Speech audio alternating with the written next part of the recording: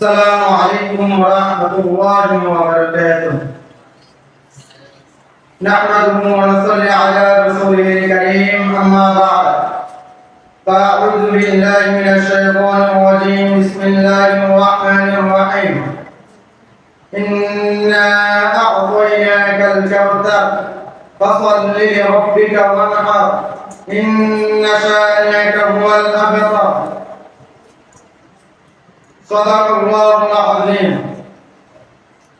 ঐতিহ্যবাহী সাতকানিয়া থানার অন্তর্গত মাদ্রাসা ইসলামী সংগঠন আঞ্জুমানে কাসমিয়া ব্যবস্থাপনায় আজকের এই আলোচনা সভা ও দোয়া মাহফিলের উপস্থিত সম্মানিত সভাপতি ও বিশেষ অতিথি আসাতায়ে কেরাম ও তালিবে ইলমগণ, সম্মানিত উপস্থিতি, আমার বিষয়বস্তু হচ্ছে আকিকা সংক্রান্ত।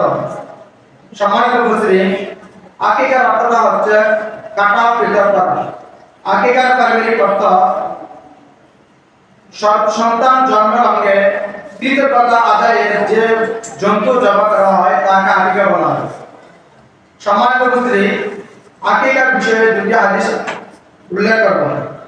হযরত সালমান ইবনে আমর রাদিয়াল্লাহু তাআলা আনহু বর্ণনা করেন, রাসূলুল্লাহ সাল্লাল্লাহু আলাইহি ওয়াসাল্লাম ইরশাদ করেন, প্রত্যেক সন্তান জন্মলগ্নে আকিকা করা সুন্নাত।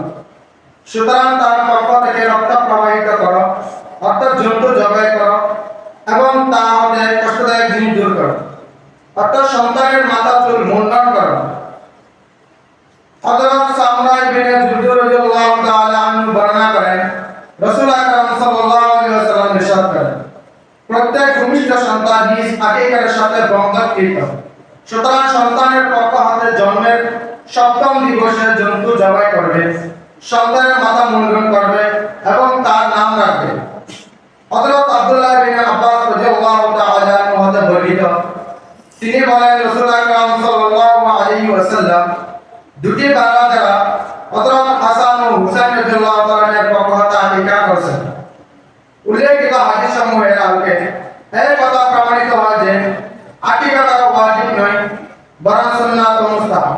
সন্তান ভূমিষ্ঠ হওয়ার পর সপ্তম দিবসে তার নাম রাখা এবং আকিকা করা মুস্তাহাব।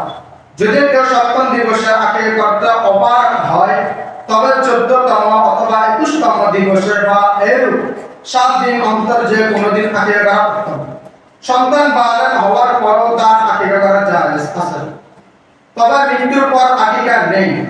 আর যদি কেউ মৃত সন্তানের আকিকা করা সুন্নাত না মনে করে, শুধু শাফাআত ও মাগফিরাতের আশা করে, তবে তা করতে পারবে। পিতামাতার মধ্যে থেকে যার উপর সন্তানের ব্যয়ভার বহন করা ওয়াজিব, তার উপর সন্তানের আকিকা করা। মাতা পিতার কারো যদি সন্তানের আকিকা করার সামর্থ্য না থাকে তবে ঋণ করে আকিকা করার প্রয়োজন নাই, বরং এমনটাই না করাই উচিত। তবে সন্তানের পক্ষ থেকে পিতা মাতা ছাড়া অন্য কেউ যদি আকিকা করে দেয় এবং পিতা মাতা এতে রাজি থাকে তবে এই আকিকায় যথেষ্ট হবে।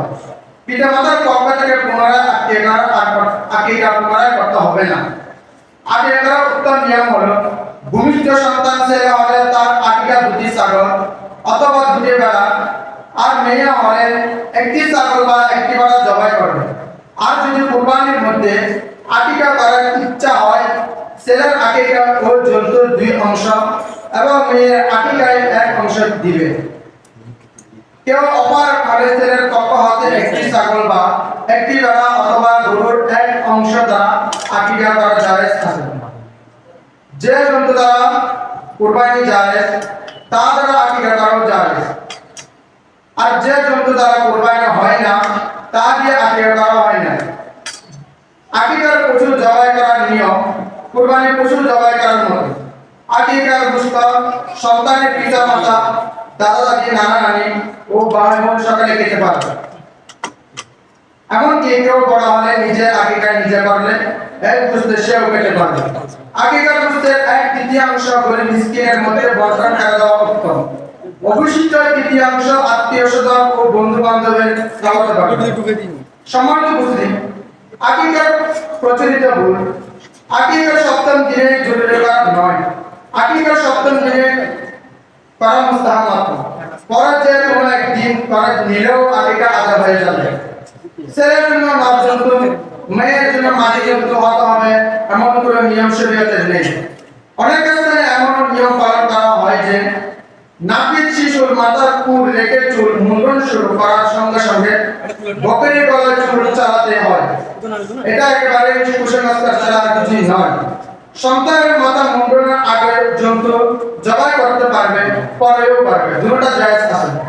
প্রসিদ্ধ আছে যে আকিকার দুষ্ট বাচ্চার মা বাপ দাদা দাদি ও নানা নানির জন্য জায়েজ নেই। এটা একেবারে ভিত্তিহীন কথা। প্রচলিত প্রথা অনুযায়ী আকিকার জন্য অনুষ্ঠান করা এবং আমন্ত্রিত লোকদের থেকে উপহার গ্রহণ করা ইত্যাদি বিদআত এবং কুসংস্কার।